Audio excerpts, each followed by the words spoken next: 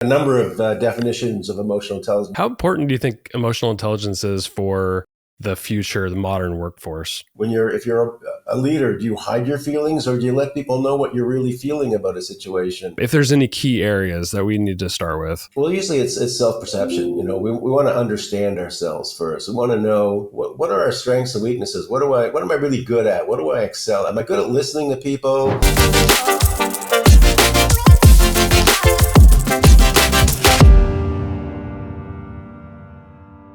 Steve, it's a pleasure to have you on Transform Your Workplace. Thanks for coming on the podcast. Nice to meet you, Brandon. Good to be here. Yeah, thank you. So we're going to talk about emotional intelligence, and our audience of a lot of HR professionals and leaders are constantly trying to develop those skills within the organization. So let's step back and define emotional intelligence from your perspective and how it's relevant to creating a positive workforce.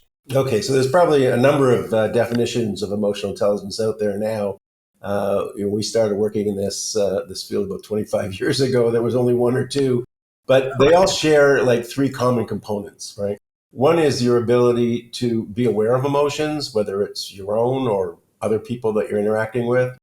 The second is the ability to manage those emotions, whether you're managing your own emotions or someone else's.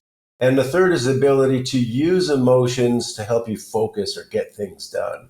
That's an area that we work with in high-performing athletes and people like that who really have to be on the ball at a specific point in time. How important do you think emotional intelligence is for the future, the modern workforce? I think it's extremely important. And, I've said that at least for 25 years, as long as there's more than one person in the world, you're going to need emotional intelligence. As long as you interact with anyone individually or in groups or in any which way. And it's probably even more important today when we've gone so digital and people are working remotely. These skills are just becoming more and more important. Yeah, no, I so agree. And I'm curious because we're talking about Emotional Intelligence for Dummies, the second edition. So you wrote that, but you had a first edition. What's changed since you wrote that first one? Well, we've changed, we've been doing research over this period of time, and we changed some of the factors that we look at specifically and which ones we weigh more in certain occupational groups or in certain roles. But, we use a tool called the Emotional Quotient Inventory 2.0, the EQI2, which is probably the most widely used in the world for measuring emotional intelligence. And we made a few changes to the way we measure it, again, based on over close to 200 studies that have been published over time looking at this concept. For leaders who are sort of looking at the landscape of their workforce and they want to measure the levels of emotional intelligence across their workforce, what's the best way to do that? Is it this emotional intelligence quotient that you're talking about? Yeah, the EQI is really the most effective way. It's research-based. It's being used all over the world in military and governments and corporations and nonprofits. And it really looks at 5 general areas that break down into 15 specific areas. It looks at self-perception, the way you look at yourself, how you see yourself. Self-expression, we've learned over time that it's really important how you express yourself. If you're a leader, do you hide your feelings or do you let people know what you're really feeling about a situation? We look at interpersonal skills. How good are you at initiating relationships, maintaining those relationships? We look at decision making. Do your emotions cloud your decision making because you get over emotional, or do you try and use no emotions, and that can hurt as well? And finally, we look at stress management, the ability to use your emotions to manage stress more effectively. Of those areas in the research that you've done, are people lacking in one or two of those areas more than the others? It really varies. I mean, we look at it as, people are high in one area, low in another. We typically, when we use the tool, look at the top 3 areas and the bottom 3 areas. So there's always some kind of need for balance in terms of how we deal with these emotions. When you wrote the second edition, I don't know if it had anything to do with the fact that we came out of a global pandemic and people probably had lower levels of emotional intelligence. I don't know if you've done the research there and if you could tell me anything about like the connection between those two things. We did. We actually, we've been testing people, several million people that we've tested over time, but we did look at a cohort that we did examine before and after, or to the late part of the pandemic. And we did find some interesting changes in leaders specifically that we looked at. Hmm. And one was, generally speaking, that leaders during the pandemic were paying less attention to their subordinates. They were more concerned with the things going on around them, the pandemic, and so on, that they were a bit less attentive to the people around them. On the other hand, they were also more assertive. So they were more likely to tell people what they wanted done, what to do, what I need. So, those were some of the changes that we found. And I think we document some of that in the book. Many of my colleagues are HR professionals, and I think, especially during the pandemic, there in emotional intelligence, there's a big empathy component to this, and often that can lead to a compassion fatigue. At least in my experience, that's what I've heard from a lot of people, and they were burned out and stressed out because they're worried about other people's issues because they felt what they felt. Unpack that for me, like that area in particular of emotional intelligence, of just being super compassionate and empathetic, how that can lead to stress. So one of the things we try and differentiate is empathy versus sympathy, right? They're two Mhm. different concepts, and they're both important, but in different ways. So sympathy is when I actually feel bad about what you're going through. I actually have that feeling. Empathy is more about my understanding of what you're going through, Mhm. not necessarily feeling it. So it's like walking in your shoes, but I can see it a bit more objectively. So Hmm. when we learn to make that differentiation and we learn to use empathy appropriately, it tends not to lead to that kind of burnout. Good. Excellent. From a generational standpoint, are you seeing any connections with levels of emotional intelligence, like one generation better emotionally intelligent than the others? Well, interestingly, when we look at the cohorts of age, we find that emotional intelligence tends to increase as we get older. And some of it makes Mm. perfect sense. We think of older and wiser, but, we become less impulsive. Like impulse control is one of the measures we look at. When we're younger, we want to jump at it, go do it, try something out. When we're older, we're a little more pensive about, should I really do this? Let me think about it a bit more. Also, when it comes to things like problem solving, we get a little bit better or different at doing that, where again we use a little bit more patience as we get older. Since you wrote the first edition and now the second, has your understanding of emotional intelligence changed? Like, have you evolved with the times as well, and changed your stance on anything about emotional intelligence and what it can be used for? Yeah, I think it's constantly changing, but I don't think there's any sort of dramatic change. I've always felt it could be used wherever there are people, basically. And I've always found it challenging. It's obvious that we need it when we talk about salespeople or leaders where we do a lot of interaction. But I've always been interested in some of the less obvious ones, like a lighthouse keeper or computer programmer, and trying to really find the role of emotional intelligence in those roles. What are some of the common misconceptions about emotional intelligence that you've heard over the years? Well, probably one of the biggest one is people think it means being nice, and it's not about being nice at all. There are emotionally intelligent people that can be not so nice. It's how you express yourself, how you get things across. But it doesn't mean you accept everything and you love everybody. It's not like the old 60s love fest. It's really about being aware of your emotions and managing them and using them. And sometimes I want to look tough and I want to look like I'm angry or upset with what you're doing because that's more effective in helping me get you on side to what I want you to do. So that's probably one of the biggest misconceptions that we. It's interesting because over the years, I've heard a lot of employers talk about, like, we need to develop the hard skills and then the soft skills like emotional intelligence. But I'm like, emotional intelligence to me is just like, it's a skill, like just like anything. How do you think employers are changing the way they're trying to develop emotional intelligence and even talking about it inside the workplace? Well, it's changed dramatically over the years. And, everyone now has heard of the term. When we started out, I remember giving a talk 25 years ago or so in London, England, in front of 300 HR professionals.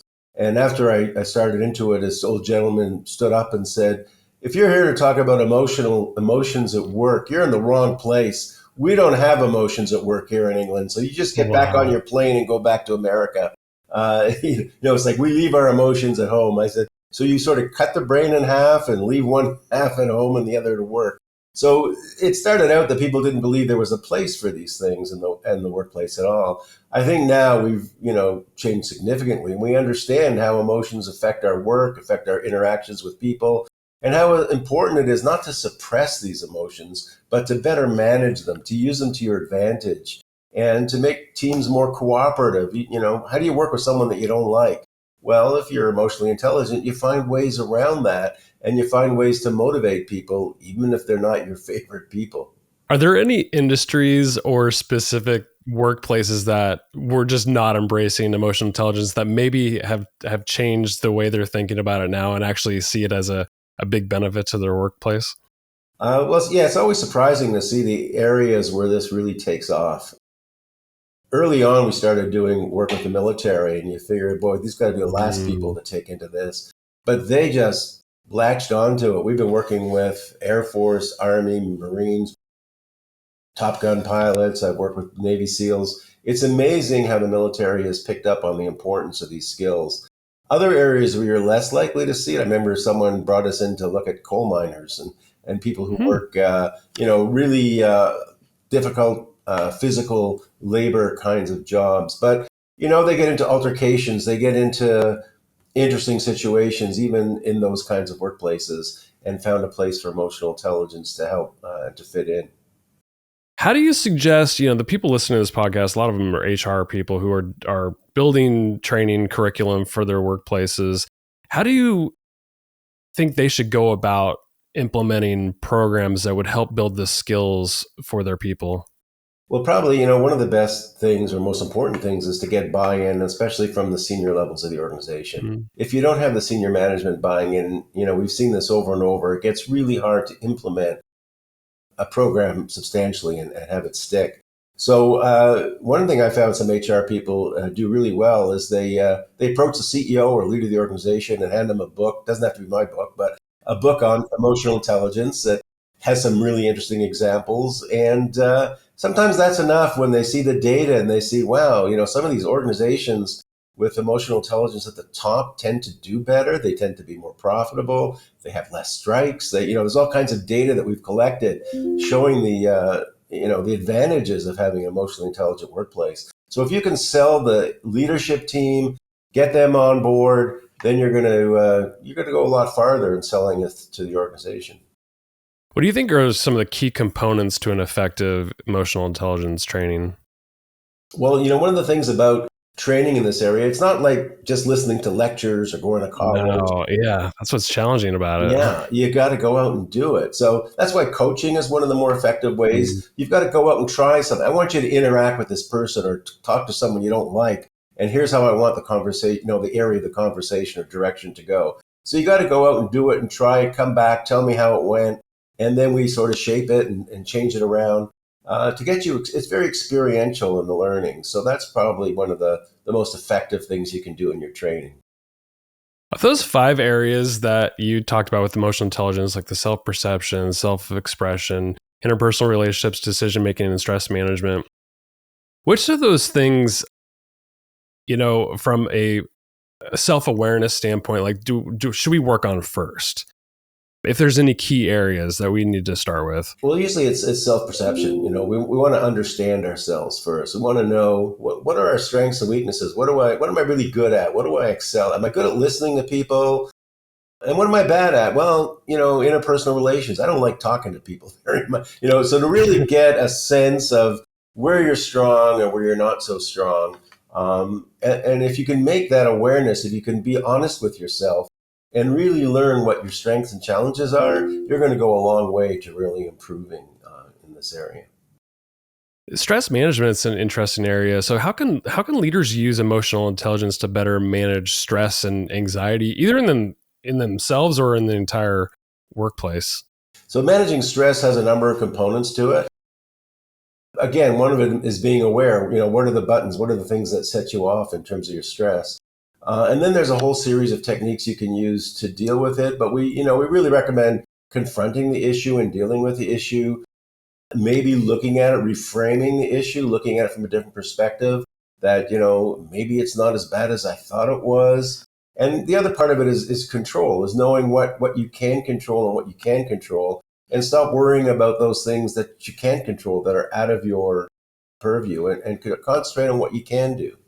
How do emotional intelligence skills help us make better decisions? And maybe even provide an example if you have one that you can think of. Yeah, there's a fair bit of research on decision making and emotional intelligence. There's a study looking at stock traders, for example, showing that those who are not too impulsive, for example, are more patient, tend to make better stock trades. So what it does is it allows you to be less impulsive, to sort of think your way through making decisions. It helps you gauge reality better. You know, some people are clouded by what they wish the world was as opposed to what it really is.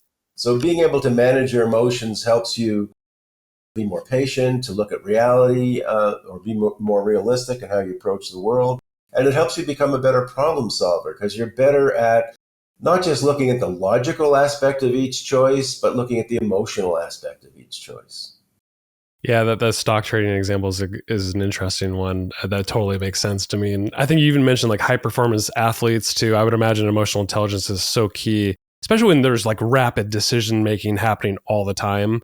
I'm sure emotional intelligence skills are pretty key. Yeah, it's a huge part of it. And some of the high performance athletes, and might document some in the book, I think some of the professional tennis players, is getting up for the game, even if you don't feel like it today. It's not your Mm. day, or it's windy out there. How do I deal with these external things that I really don't have any, control over? So for athletes, emotional intelligence has become really important in high performance. So with emotional intelligence like development within ourselves and obviously our teams, is this a individual issue or is it a workplace issue? Like I just don't know if early on if like schools are teaching our kids how to become more emotionally intelligent, and maybe just give me your perspective on where we're at as a society. Yeah, well, that's one of the great things about it. Actually, is that it spills over from the workplace to home, or vice versa. Schools are a great place. There's been some terrific programs. I know it's fairly controversial these days, but there have been some really good programs. There's some bad programs as well.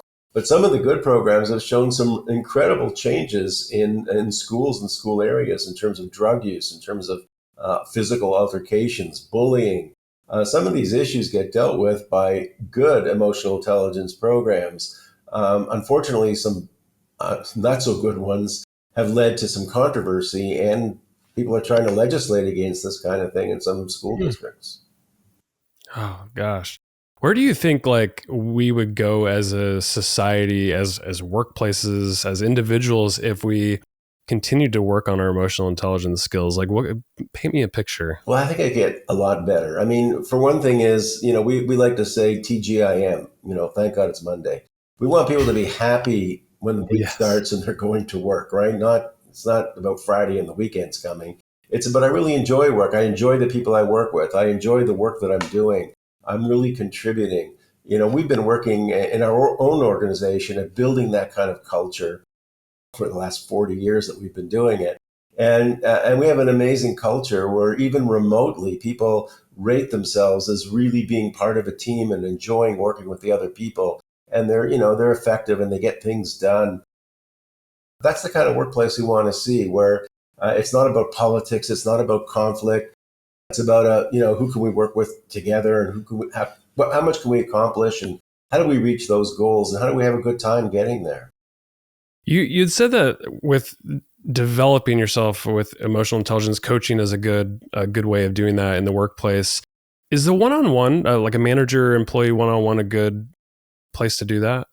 There's room for some discussion of this with the manager and one-on-one, but it's often better to get someone outside because if you're having a problem with your manager, it's going to be a Yeah. bit tricky, right? And you don't want to divulge too much personal information to your manager in many cases. So ideally, you have someone outside that you can talk to, and they can help you deal with your manager better or be more productive at work.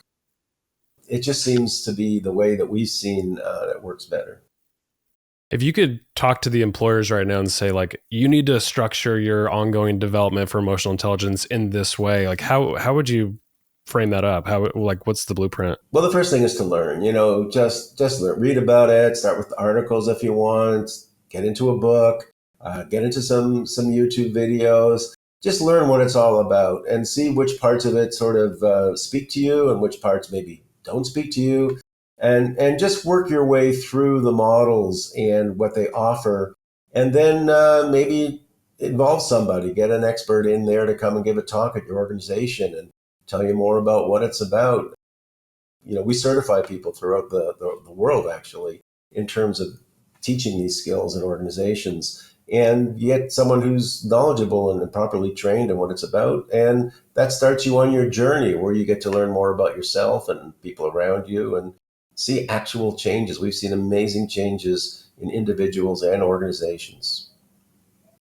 Now I got to ask you, like, what is that process of writing a For Dummies book? It seems so comprehensive. Your book is packed with information, and like literally, if somebody really wants to dive into this subject, your book is a really good place to start because it's got everything. But what's that process like? Well, they got a very successful formula. They really tell me, that they outline this is what we want, fill in all these things, and the way they Amazing. described it to me was that it's not really like for dummies. What it's for is, let's say you're a brain surgeon, but you know nothing about golf, right? And you want to start from the beginning. So that's who you're writing for. Yeah. You're writing for someone who's actually really smart, but it's in a topic or subject area that they don't know, they've never really looked into before. So you want to take them from ground zero right to the top. So you can see in the book that we cover many different areas, whether it's workplace, leadership, families, children, parenting. So, and we start very simply, and then, so much by the time you finished it, you're almost like an expert. It's so interesting you say that because I've read several For Dummies books cover to cover. Years ago, I had read, I think it was Excel and Dashboards for Dummies, and I read it cover to cover, doing the exercises. And I'm like, I'm smart, but I was not an expert in Excel, and now I'm like seen as an expert in dashboards and reports for some reason. And I really attribute it to the For Dummies book and the model. So I agree. Like if somebody's wanting to really learn emotional intelligence from the ground up, your book is a great place to start. Yeah, thanks. Well, I appreciate you coming on the podcast, Steve. This has been a really fun discussion. What do you want to like leave people with as kind of a parting thought, or even point people to what you want to point them to? Well, the parting thought really is probably your first step in becoming more emotionally intelligent is to learn how to listen. Listen to other people, people around you, whether it's your supervisor, subordinates, whether it's your kids. Listen to them, see where they're coming from. If you're interested in learning more about this topic, visit one of my websites, whether it's mhs.com or stevenstein.com, and learn more about emotional intelligence. My guest today has been Dr. Steven Stein. Thanks for coming on the podcast. Appreciate you. Thanks for having me. Enjoyed speaking with you, Brandon.